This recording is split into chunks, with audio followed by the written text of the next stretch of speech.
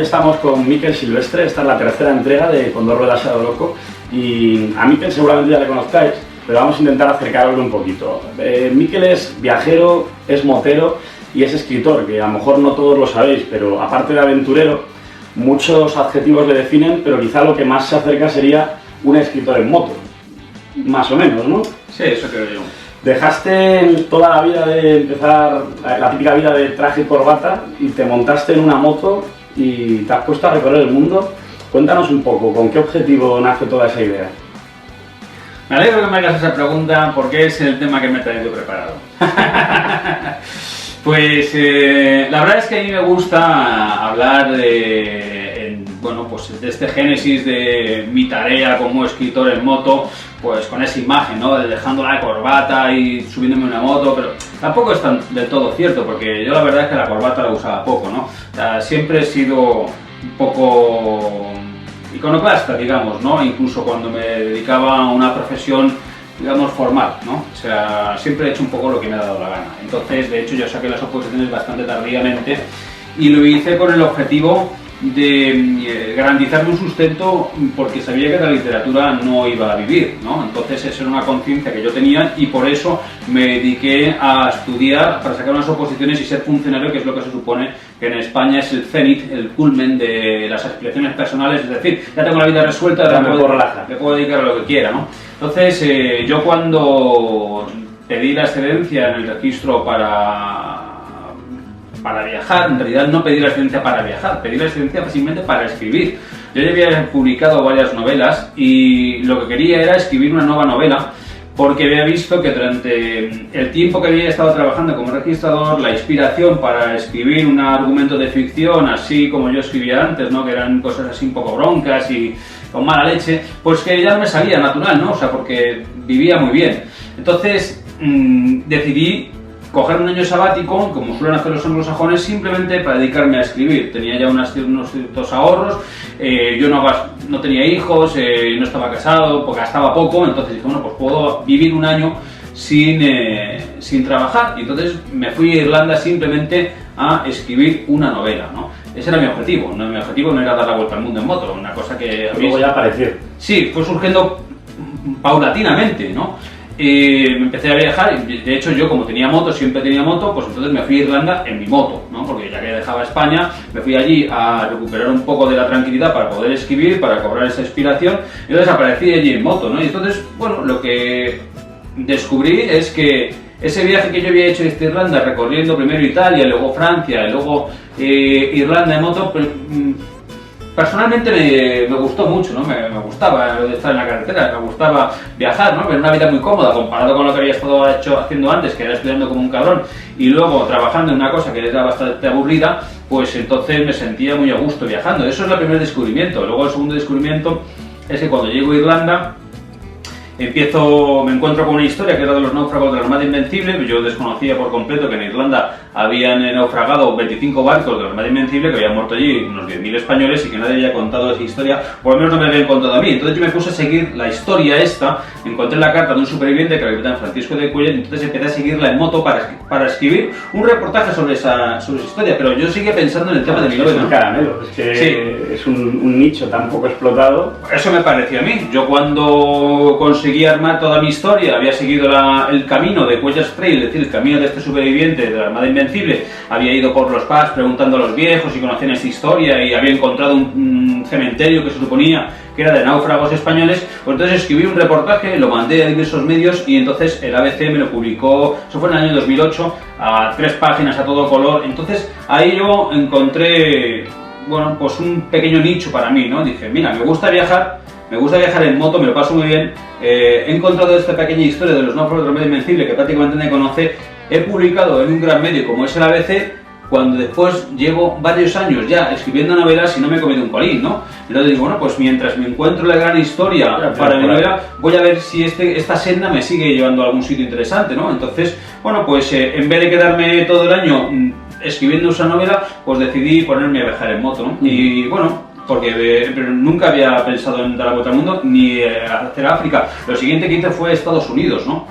Y crucé a Estados Unidos de costa a costa y entonces seguí encontrando historias y seguí publicando reportajes que se iban publicando en distintos medios. Por ejemplo, El País me publicó el recorrido que hice por Memphis y por Tennessee siguiendo, bueno, pues en este caso a Elvis Presley, ¿no? Visité Graceland y su casa natal y demás. Pero bueno, esas historias que yo iba escribiendo de mi viaje en moto se iban publicando en sitios donde yo antes jamás hubiera podido publicar. Entonces ahí vi que había un nicho. Era tu objetivo ya. Sí, había buscar historias, de ser un poco un excavador de historias, sí, a desenterrar lo que la gente no suele mirar, lo que no está en la superficie, y vamos a ahondar en eso, ¿no? Bueno, yo lo que entendí es que existía la literatura de viajes. La literatura de viajes es un formato muy tradicional, es un formato que te permite escribir de todo aquello que quieras, porque en definitiva los novelistas, ¿qué es lo que pensamos?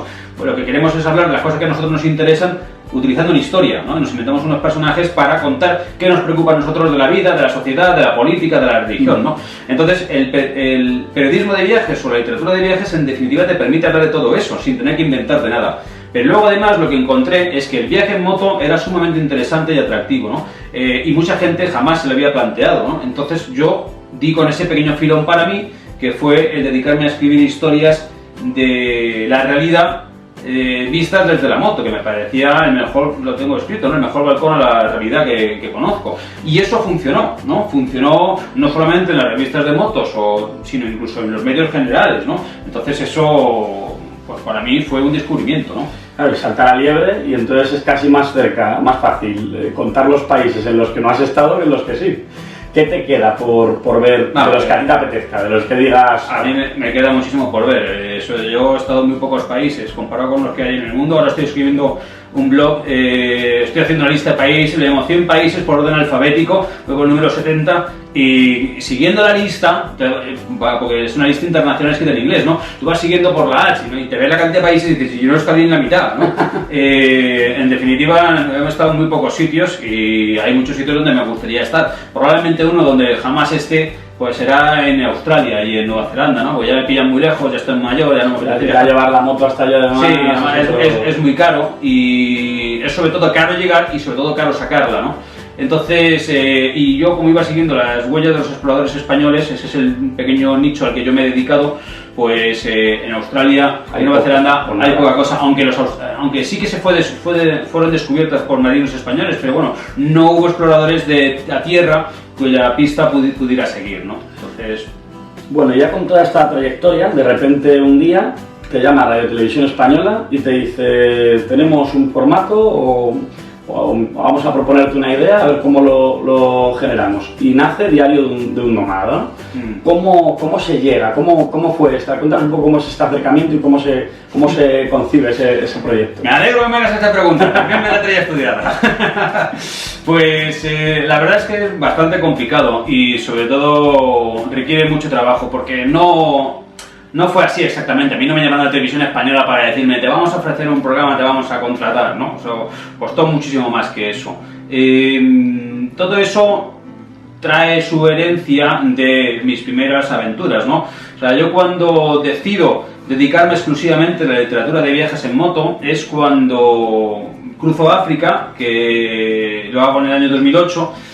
Y entonces ahí yo voy siguiendo un itinerario, voy escribiendo mi diario, y entonces cuando regreso a España escribo un libro que se llama Un millón de piedras, que es un poco el origen de todo lo que ha venido después, ¿no? Entonces en Un millón de piedras, que rápidamente se colocó entre los libros más conocidos y más vendidos de la literatura de viajes en moto, y ahora ya de la literatura de viajes en general, ¿no? Escritos en español al menos. Pues ahí yo lo que iba escribiendo simplemente todo lo que me iba pasando en mi día a día, y era tan surrealista que la historia de un personaje que sale de una oficina y se pone a cruzar África con una moto vieja que se le estropea, que se cae, que le roban, que tal, pues era tan surrealista que aunque yo me lo hubiera querido imaginar para una novela, seguramente no me hubiera salido. Eso que dicen siempre, ¿no? De que la realidad supera con crecer la ficción. Totalmente, o sea, yo no tengo tan buena imaginación. Yo ya lo digo muchas veces, yo como escritor soy decente, como novelista no soy genial, y si no eres un genio, ¿para qué coño vas a escribir novelas mediocres si ya existen novelas geniales que nunca vas a poder leer porque hay tantas, ¿no? Sin embargo, escribiendo de viajes soy bastante... Bueno, la verdad que... ¿Para qué cojones? Vamos a decir la verdad. Soy bueno escribiendo de viajes y luego además tienes una gran ventaja, que cuando escribes de viajes, aunque no escribas bien, como solo tienes que escribir sobre lo que tú has vivido, al final acabas teniendo una vida fabulosa, una gran vida, ¿no? Y yo eso es a lo que me he dedicado estos últimos 7 años, a tener una vida extraordinaria. Pero bueno,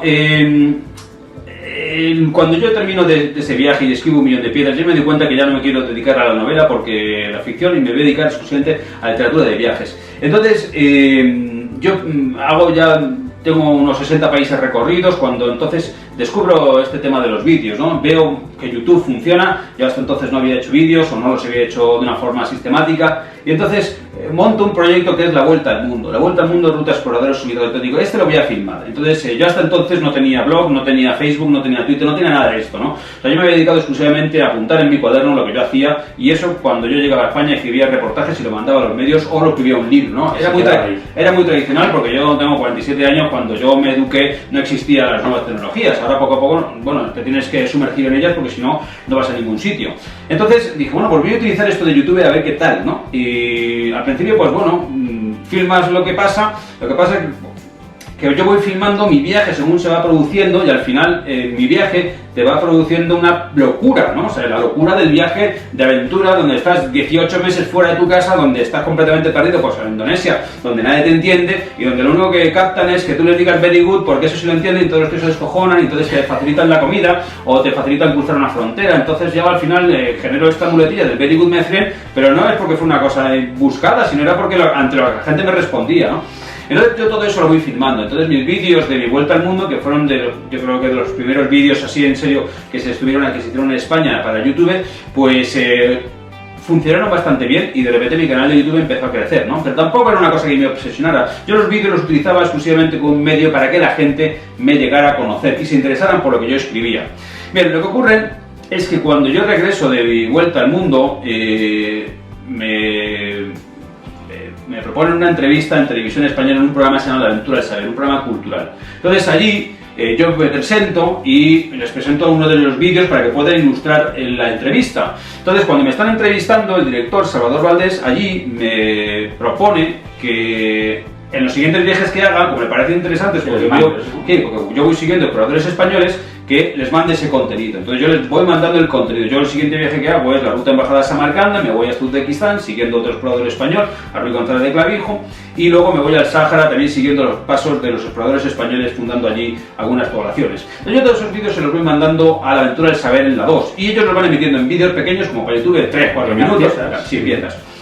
Entonces, cuando yo regreso a España, después del viaje, ellos me entrevistaban, y en ese momento, allí me encuentro en los pasillos, en el despacho de La Aventura del Saber, con un productor ejecutivo de culturales, que es Francisco Javier González, que él se dedica a cosas de ópera y tal, no tiene nada que ver con lo mío, pero él había visto mis vídeos. Entonces me dijo, oye, macho, eres un personaje, ¿no? O sea, tú serías capaz de hacer una serie completa. Y yo dije, sí, claro, yo puedo hacer una serie completa. Entonces dije, mira, voy a proponer esta idea. Entonces él propuso al departamento, al comité que tengan allí para determinar los contenidos, a programación, y al director de cultural y al director de la 2, les propuso emitir. Formato, ¿no? Sí, les enseñó mis vídeos. Dijo, mira, este es el tipo que yo conozco, ¿no? Entonces yo le dije, pues mira, es cachondo, es gracioso y tal. Bueno, si es capaz de hacer una serie, se la podremos emitir. Entonces él me dijo, mira, pues dicen que sí. Pero claro, yo luego me enteré de cuál era la letra pequeña, ¿no? En ese momento la televisión española tiene una situación económica que todos conocemos, ¿no? Es un gran déficit. Se estuvo planteando la posibilidad de suprimir Teledeporte, de privatizar la 2, en fin, bueno, pues en ese momento no tenían dinero. Y dije, bueno, pues si tú nos traes este contenido gratis, entonces nosotros lo emitiremos. Y digo, coño, ¿cómo pago yo esto? Y dice, bueno, eso tú no tienes patrocinadores, búscate las castañas, ¿no? Entonces esa fue la primera lucha, encontrarme con que yo tenía que hacer un producto y tenía que financiarlo yo. Entonces cuando dije, bueno, pues no pasa nada, yo me voy y me filmo, me dice, no, eso no sirve, tienes que llevar un equipo, tienes que llevar un cámara, tiene que ir esto bien producido, y además tuve bastantes problemas al principio porque ellos no me permitían que yo montara una productora para hacerlo, ¿no? Hacerlo ellos. No, tenía que ser una productora que ellos conocieran. Ellos no querían hacerlo, ¿qué coño? Porque ellos no querían pagar nada. Pero quería que ellos de confianza. Sí, exactamente. Una productora en la que ellos hubieran trabajado. Ese fue más o menos el tema. Entonces, al final, después de mucho pelear, después de mucho sufrir, porque las productoras con las que yo me quería trabajar, cuando hacían números me decían que el viaje por Sudamérica que yo quería hacer, eso costaba 500.000 euros, yo no podía conseguir 500.000 euros de ninguna forma, me decían tienes que viajar con un cámara, con 2 coches, con productores, con no sé qué, y bueno, yo no podía pagar eso, entonces al final la verdad es que mentí en Televisión Española, les dije que tenía todo eso, no tenía nada, conseguí que un amigo que tenía una pequeña productora dijera que él él firmó el contrato, pero en realidad no hizo nada, simplemente puso su firma. Y yo contraté al cámara, yo contraté un conductor y con menos de 100.000 euros nos hicimos la serie. Entonces cuando terminé les entregué la serie y ellos la emitieron. Éxito absoluto. Bueno, éxito absoluto. Para lo que son sí, bueno, para las cuotas que ellos manejan. Sí, bueno, para ser las cuotas que ellos manejan, desde luego mi programa es el más rentable de la historia de la televisión, porque ha costado nada. Porque luego he hecho las series todavía más baratas, ¿no? Porque como, lo que a mí me costó más fue comprar la cámara y todo eso, ¿no? Pero entonces, ¿qué es lo que pasó? Que cuando yo entregué la primera temporada de Diario de un Nómada, ellos ya conocían, pues al final, que yo había mentido como un bellaco, que yo no había trabajado en una productora de verdad, tal, pero sí se conocieron, porque al principio no se fiaban, de que yo era capaz de hacer la serie completa, es decir, dirigirla, producirla y editarla, porque yo la monto yo en mi casa con mi ordenador, ahí yo me pongo los clips y yo monto la serie y yo la entrego. Es acojonante. Es un Da Vinci de hoy en día, ¿no? Es un trabajo, ¿no? Yo todo. No, un desesperado, ¿no? Pues la verdad es que también la tecnología es lo que te permite. Si es que ahora... Que además ahora es tan a nivel usuario que uno por sí mismo es capaz de poder desempeñar varias tareas con tiempo y con paciencia, poder hacerlo todo. Ya te digo, yo soy el que más manda y soy el que lleva las cajas. Bueno, y cuéntanos entonces 3 curiosidades que te han ocurrido así durante la filmación del Diario de un Nómada. A ver, 3 cosas así de estas que no sueles contar abiertamente. Me alegro que me hagas esa pregunta porque no me la tenía preparada y ahora no me acuerdo. La verdad es que 3 curiosidades así, tendría que elegir entre todas las que me han pasado, en concreto en Diario de un Nómada, no en mis viajes. Pues hombre, voy a intentar rescatar alguna de cada temporada, porque hasta ahora han sido 3 temporadas, ¿no? Entonces, quizás la primera curiosidad que me encontré cuando fuimos a hacer la primera temporada de Diario Nómada, que era un viaje por toda Sudamérica, desde el Estrecho Magallanes hasta el Canal de Panamá, fue cómo contraté a Antonio Piris, que es el cámara de la serie, porque, o sea, de esa temporada, luego no he vuelto a repetir con él, no por nada, sino porque, bueno, los proyectos no nos han coincidido, pero aprendí mucho de él, ¿no? Porque era un buen cámara, es un buen cámara. Pero él, yo estaba en ese momento negociando con una productora profesional de aquí de Madrid, se suponía que tenía un cámara pata negra, como ellos decían, y al final no pudo ser pues, porque básicamente no había dinero, y si no había dinero nadie quería asumir el riesgo, ¿no? Entonces, si yo, como te he dicho antes, si tienes que esperar a que todo el mundo cumpla y todo el mundo ponga el dinero y asuma sus compromisos para hacer un proyecto de televisión, no salen nunca. Por eso, la mayor parte de los proyectos que se presentan en televisión, aunque sean muy bonitos, no salen. Sale el 1%, porque se presentan muchas cosas pero luego la gente no cumple, ¿no? Entonces si yo tenía que esperar a que la gente pusiera el dinero, tal, pues al final no iba a salir, ¿no? Entonces se acabó el compromiso con esta colaboración con esta productora y yo me encontré sin cámara, y en ese momento por Twitter un chaval me dijo oye tío, me encanta lo que haces, yo soy cámara, si alguna vez necesitas uno. Digo, hombre, pues sí, sí, dije, a ver, mándame tu currículum, ¿no?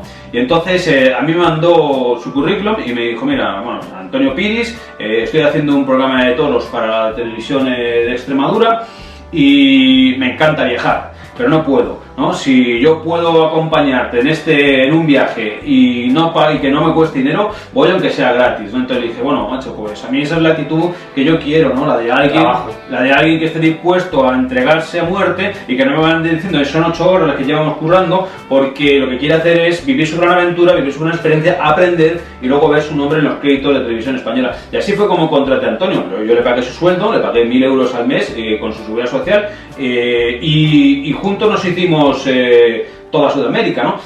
También contraté al conductor, que era un argentino, bueno, es un argentino, Ever Orona, que es un alpinista de élite. En ese momento no estaba trabajando en la Aconcagua porque era temporada baja, y él tenía una Toyota Hilux, y los 3 nos hicimos todo el viaje.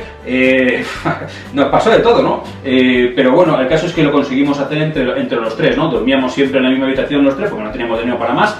Y entonces esa es una de las cosas bonitas que me pasó a mí durante la primera temporada, ¿no? Conseguir un equipo de gente muy comprometido. A veces llegábamos casi a las manos, ¿no? Porque nos pasaba de todo y porque yo tampoco tenía experiencia como director, pero cómo los conocí y cómo los contraté y cómo hicimos y cómo vivieron el proyecto como si fuera suyo, eso fue lo que hizo fructificar el éxito de Día de un Nómada, fue gracias a esa Hay casi más que el sueldo que tenían era me estás pagando con una aventura que de otra manera no voy a tener bajo ningún concepto. Eso es a mí me llegan prácticamente todas las semanas correos de gente que quiere filmar, que quiere venirse conmigo a hacer la serie y tal. A veces ya piensan que yo tengo una productora cojonuda, ¿no? Y bueno, Silver Rider Productions, que es que el nombre de Silver Rider Productions es porque eran como yo. Mis primeros vídeos de la vuelta al mundo, eran Silver Rider Production, ¿no? Con K, ¿no? O sea, era una broma, ¿no? Pero cuando tuve que montar la productora dije, voy a recuperar mi antigua broma, ¿no? Y estos son Silver Rider, ¿no? Pues sí, hombre, ya llevamos 3 temporadas y reeditamos el libro bajo nuestro sello, el de El Millón de Piedras, y ahora sacamos 2 libros más este año, ¿no? Que uno es La Embajada Samarcanda y otro va a ser un manual de aventura en moto, hecho por varios autores, ¿no? Entonces, esa es la primera anécdota que te puedo contar, ¿no? Luego, la segunda anécdota, pues eso ya es en México y Estados Unidos. Me pasó una cosa bastante curiosa, también chunga, ¿no? La verdad es que tuve mala suerte y que fue que yo me metí en el Death Valley, que es el Valle de la Muerte, y entonces es un parque nacional. Y los parques nacionales son territorio federal, es decir, son territorio de todo Estados Unidos y no del Estado, ¿no? Entonces, allí en el Death Valley hay una zona que se llama el Racetrack Playa, que es un lago estacional que se queda seco cuando no llueve, la mayor parte del tiempo está seco, pero se produce un fenómeno muy particular, que son las sliding rocks, ¿no? Hay piedras que se deslizan en el lago seco. Se mueven solas, ¿no? Sí, y nadie sabe por qué, ¿no? Entonces dejan un surco en el fanguillo, van dejando un surco. Entonces a mí no se me ocurre otra cosa que meterme con la moto allí, ¿no? No se me ocurre otra cosa. ¿Cómo son los americanos? Sí, me metí en el Racetrack Playa y bueno, pues empezamos a filmar allí, ¿no? Con una roca al lado y con el dron y demás. Y entonces en ese momento se nos acerca un gringo, un americano, y bueno, se pone ahí a echarnos la bulla, no sé qué, no sé cuánto y tal, y que se lo va a decir a los Rangers. Y bueno, el caso es que me veo la película, montamos todo y nos piramos de allí, bueno, además cruzando unas montañas a lo bestia para que no nos pillaran los Rangers. Bueno, el caso es que tuve mala suerte, porque aunque conseguimos salir del Parque Nacional, fui tan tonto de decirle al equipo de cámaras que llegaban que volvieran ellos, porque lo que se buscaba era una moto para coger recursos, ¿no? Al día siguiente yo me quedé en un motel ya en Nevada trabajando con la edición. Los tíos no volvían y entonces de repente volvieron ya muy tarde y es que los habían pillado los Rangers porque habían denunciado también el coche, llevamos una pickup, una Ford Ranger. Y los tíos eran tan cretinos, porque la verdad es que fueron unos cretinos, de dejarse la tarjeta en el dron.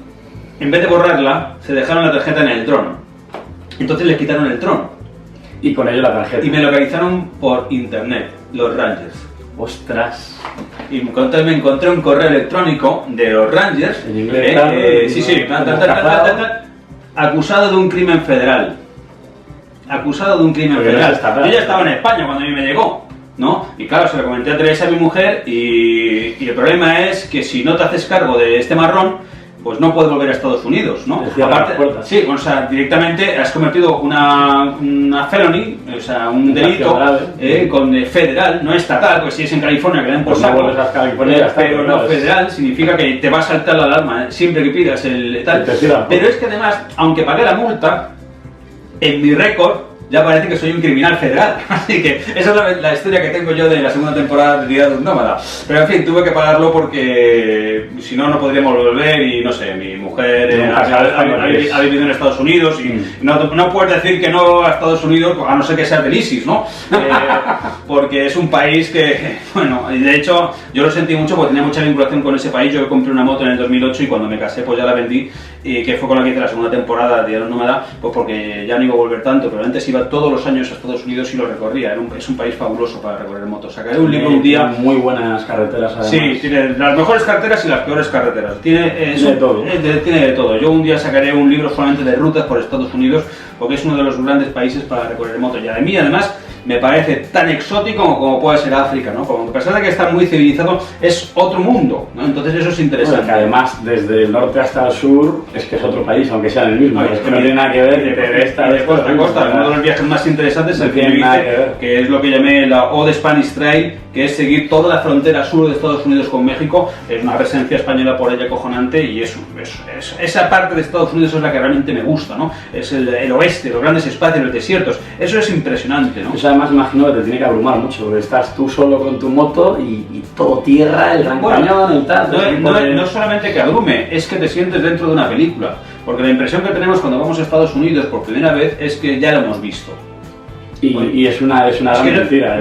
No lo hemos visto, lo hemos visto en el cine, ¿no? Y entonces esos escenarios son reales, y de repente te ves como una película de John Wayne, tío, ahí en el desierto con los vaqueros y las montañas y las praderas, y todo eso existe, ¿no? Y existe a lo bestia, porque América es siempre sinónimo de gigantismo, es el continente donde todo es más grande. Sudamérica y Norteamérica es impresionante, todo aquello allí es grande, ¿no? Entonces llama mucho la atención. Y luego la tercera temporada, una anécdota que te voy a contar de la tercera temporada, pues no sé, visitar el Ararat, ¿no? Porque es ya el final de la serie. O sea, todo empieza, la tercera temporada empieza porque yo quiero ir otra vez al este de Turquía a ver el Ararat. Yo tengo una foto muy bonita del Ararat que encontré en un viaje que hice en el 2011, donde encontré el Ararat completamente descubierto. Llegaba yo de Irán, lo vi ahí en el horizonte, al atardecer, la cumbre nevada, completamente limpia de nubes, y entonces paré la moto, hice una foto en el arcén, y una moto que para mí es espectacular, es una imagen de estas que refleja mucho lo que es el viaje en moto, ¿no? Entonces yo quería ir allí para volver a filmar el Ararat y hacer un documental como no había hecho entonces, pues entonces no sabía filmar. Entonces cuando después de todo el viaje consigo llegar a Tokubayazid, que está ya en la frontera de Turquía con Irán, el Ararat estaba nublado, pero nublado que no se veía nada. Pero nublado, ¿no? Y yo me cago en la leche, no podemos filmar el Ararat nublado. No hay luz. Porque no hay luz, nos quedamos al día siguiente y seguía nublado. Y la previsión del tiempo era que iba a llover dentro de la semana. Nosotros no podíamos esperar una semana. Entonces dije, bueno, hay que seguir, ¿no? Porque nuestro plan era llegar hasta allí y luego ir a ver el Ararat desde Armenia. Pero no se puede cruzar directamente porque está la frontera de Armenia con Turquía cerrada por un conflicto que tienen. Entonces había que subir hasta Georgia y desde Georgia entrar. Sí. Entonces no, hicimos eso, y mal tiempo, lloviendo, y dije, bueno, al final nos vamos a quedar, y se llama Operación Ararat, y no vamos a conseguir el Ararat despejado, ¿no? Y entonces, pues bueno, llegamos hasta Armenia, que era donde ya al final del viaje, y entonces pues allí, ese es el final de la serie, que quiera que vea, se vea el último capítulo y que compruebe si vimos el Ararat despejado o no, y cómo lo vimos. Bueno, estás hablando de viajes de largo recorrido. ¿Qué se necesita para preparar un viaje de largo recorrido? Porque imagino, claro, que hay que mirar visados, el envío de la moto, el tal... No, bueno, en realidad, ¿qué se necesita? Yo siempre digo, ganas de viajar y una moto. No hace más desmitificar es querer. Bueno, vamos a ver. No es tanto verlo como impedimento, sino estos son los requisitos. No, para viajar en moto necesitas ganas de viajar y una moto. Punto. O sea, porque todo lo demás son añadidos que se pueden conseguir o no, dependiendo de las ganas que tengas. Lo que quieras hacer. Porque a mí me dicen, no, es que tú se necesita tiempo y dinero. O sea, por supuesto que se necesita tiempo y dinero, igual que para comprarte una moto necesitas dinero. O sea, es así. Para todo, pero vamos a ver, hay gente que tiene moto y hay gente que tiene coche. Los que tienen moto, ¿por qué tienen moto? Pues porque sus decisiones, conscientes o inconscientes, les llevaron a tener el dinero suficiente para comprarse una moto. Y no otra cosa. Entonces, yo lo que siempre he dicho es que quien realmente tiene deseos de viajar, todas sus decisiones, conscientes o inconscientes, lo van a ir llevando hacia ese objetivo. Entonces, si tú, cuando tienes 20 y tantos años, resulta que te casas y que tienes hijos, y luego dicen, no, es que yo no puedo viajar cuando tengo tiempo. Ya, tío, pero es que las decisiones que tú has ido tomando eran porque tú en realidad lo que querías era, o en ese momento querías, era tener una familia. Entonces, cambiar de idea, ya cosas entonces, ya, pero realmente ¿qué quieres? ¿No? Pero hay gente que está viajando con 50 o 60 años, sí. Con 50 o 60 años ya. Lo que no se puede tener es todo ya, y porque lo quiero ya, inmediatamente, ¿no? O sea, y también, ¿por qué hay que dar la vuelta al mundo? O sea, es una cosa que yo a veces me planteo, ¿por qué hay que dar la vuelta al mundo? Porque eso considera... A mí es que cuando me escriben por el Facebook, tío, es que a mí me gustaría hacer lo que tú haces, ya, pero es que lo que yo hago es disfrutar de la moto. O sea, ¿qué más te da dar la vuelta al mundo que bajarte a Marruecos 15 días? Lo importante es cómo tú disfrutas. Si yo cuando di la vuelta al mundo ni siquiera pensaba que se podía dar la vuelta al mundo. Para mí fue una sorpresa, no soñaba con ello. Para mí, yo cada viaje que fui haciendo, pequeño viaje, para mí iba siendo cada vez un descubrimiento mayor. Primero me fui a Italia, me parecía la leche. Luego me fui a Irlanda, me parecía la leche. Luego me crucé a Estados Unidos de costa a costa, me parecía la leche. Luego crucé a África, me parecía la leche. Entonces, luego hice un proyecto de la vuelta al mundo y dije, he dado la vuelta al mundo, esto es la leche. Pero claro, si yo hubiera estado viendo todo el rato vídeos de Miquel Silvestre o de cualquier otro, de dar la vuelta al mundo, yo quiero dar la vuelta al mundo y si yo doy la vuelta al mundo soy un pringao, pues vamos mal. Ese es un error fundamental que yo creo que ahora tenemos, un exceso de información y parece que si no cruzamos África, que si no cruzamos Sudamérica, pues que no estamos disfrutando de la moto, no estamos viendo la aventura, pero si la aventura es como tú la vivas. Y ya no solamente es exceso de información, sino que es que no disfrutamos. O sea, hay gente que se va a lo mejor una tontería, como puede ser irte a Cuenca y de aquí a Cuenca tienes un camino con una serie de paisajes maravillosos que no los disfrutas porque estás pensando Cuenca, Cuenca, Cuenca, y cuando llegas a Cuenca y dices, vale, ya estoy en Cuenca. No volvemos. O sea, yo creo que al que le gusta la moto, pues sabe reconocer. Bueno, por ejemplo, yo hice una cosa que se llamó carreteras secundarias, que era viajar con una clásica, y entonces Arturo Moles, que es el cámara de la tercera temporada, lo probé en este proyecto, ¿no? Entonces él vive en Zaragoza y yo le dije, mira, vamos a quedar en Cuenca. Y el tipo se fue desde Zaragoza a Cuenca porque había quedado conmigo, se fue de una 650, una BMW, se fue con sus 650 y cuando llegó allí el tío venía flipando. ¿De qué carreteras más bonitas, no? Y iba a 60 simplemente para mirarlo. Esa es la actitud. Es decir, un tío que se va desde Zaragoza hasta Cuenca que puede elegir la vía más rápida o la vía más... O sea, más corta, que en definitiva es disfrutar. Y el tío venía completamente emocionado, ¿no? Simplemente por el disfrute que había tenido de su moto. Pues esa es la actitud que hay que tener. Yo creo que esa es la actitud que hay que tener. Entonces, ¿qué es lo que hace falta para viajar en moto? Ganas de viajar y una moto. Y da igual qué moto. O sea, porque puedes tener una más vieja, una más nueva, puede darte más o menos problemas, pero al final... dependiendo del tiempo que tengas, sí, dependiendo si es una moto que hay que arreglar cada dos por tres, si tú sabes arreglarla, pues se trae mucho tiempo en el arcén poniendo cosas, ¿no? Pero al final es el viaje, ¿no? Pero yo quiero viajar con comodidad y pues yo tengo una BMW que va de coña. Proyectos futuros, ¿qué se avecina ahora? Por ejemplo, imagino que ahora nos has dicho que ya te están hablando de una cuarta temporada. Sí. ¿Qué se avecina? ¿Qué destinos? ¿Qué viajes? ¿Qué tienes en la cabeza ahora mismo que te inquieta? Pues lo que tengo en la cabeza es volver a África. O sea, para mí la cuarta temporada de Iron Nómada va a ser un poco un punto y aparte, no voy a decir un punto final, porque aún quiero seguir haciendo viajes y porque mi vida es la moto y porque me gusta mucho montar en moto y porque soy un apasionado de esta forma de vida y de aventura, pero bueno, el caso es que tengo mujer, buscamos familia y, en fin, no se puede, o sea, todo tiene su momento, ¿no? Yo creo que mi gran aventura será el tener una familia porque es una cosa que no he vivido hasta ahora, ¿no? Me apasionan los retos, pero sí quiero hacer, antes de poner punto y aparte a esta etapa de Iron Nómada, es volver a África. Bueno, ya para terminar, a la hora de planificar rutas, mucha gente utiliza los antiguos mapas, otros están utilizando que si Google, que si plataformas para montar. ¿Tú conoces Ride and Road, nuestra plataforma? Por supuesto, me alegro que me hagas esa pregunta. Esa sí está preparada, ¿no? Exactamente. ¿Qué te parece lo que se puede conseguir con nuestra plataforma? ¿La recomendarías? Sí, claro, hombre, cualquier herramienta que ofrezca información útil y sobre todo si es de acceso gratuito, pues es bienvenida, ¿no? La información, en el caso de los viajes en moto, sobre todo para que son el planeamiento de rutas, nunca es excesiva, ¿no? Siempre hay veces que el exceso de información puede confundir, pero en este caso no es así, ¿no? Porque uno lo que busca es la mayor información posible con respecto a aquella ruta que va a realizar, porque si no se queda en un pueblo, se puede quedar en el siguiente y está bien conocer todas las ventajas que podemos encontrar en una área geográfica, ¿no? Entonces, bueno, pues es una herramienta que puede funcionar y yo espero, auguro mucho éxito. Tú ahora que decías, me acabo de acordar, ahora que decías que ya te estás metiendo más en el tema de las tecnologías y demás, ¿tú cómo sueles planificar las rutas? ¿Eres de los clásicos que van con el mapa y tal o ya empiezas a utilizar herramientas para el GPS y demás? Yo utilizo dos herramientas, una digital y otra analógica, ¿no? La digital es el teléfono móvil, porque ahora mismo eso... Ya tienes todo en la palma de la mano. Ahí tiro el Google Maps, procuro comprarme siempre tarjetas de datos de los países que recorro, o si no, utilizo algún sistema como All Day Internet, que te llevas un router wifi inalámbrico Que te permite estar a varios equipos además, con lo cual llevamos uno para todo el equipo de filmación, ¿no?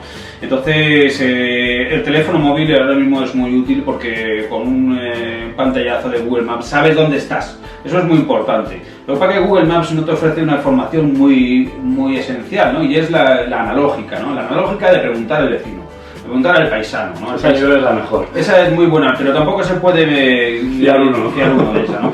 Esa es buena para datos concretos, ¿no? Datos concretos me refiero a dónde hay gasolina. Es decir, tú cuando llegas, no conoces un territorio, normalmente sitios donde pueda haber escasez de gasolina. Llegas a una gasolinera y siempre saben dónde está la gasolinera siguiente. Eso sí lo saben, ¿no?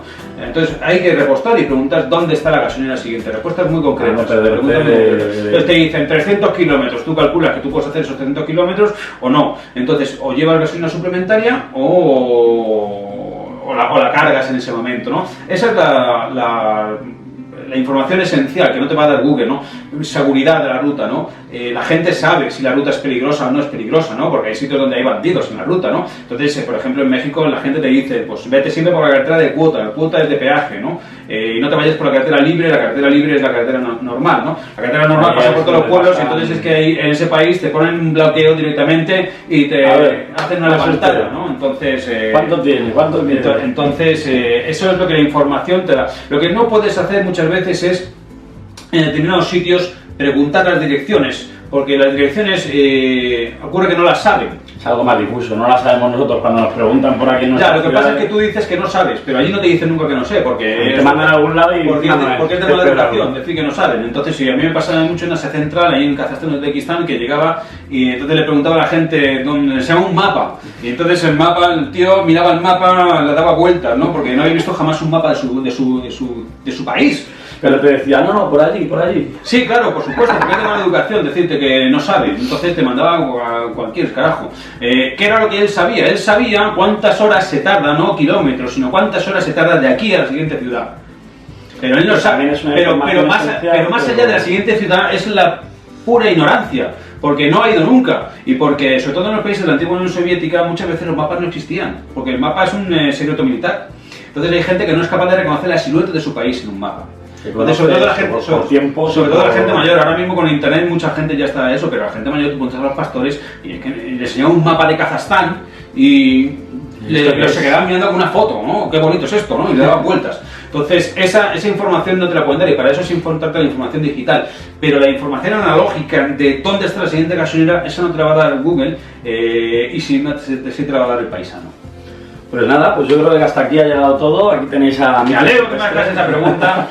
Si queréis más información ya sabéis cómo buscáis Mikel Silvestre, tiene varias vías de comunicación, algún Twitter, alguna cosa que quieras dar, alguna cosa por si quieren... MikelSilvestre.com, estoy por todas partes. Está por todas partes, le buscáis y aquí al menos hemos intentado acercaroslo un poquito más. Nos vemos la próxima vez con dos ruedas y a lo loco. Very good, my friend.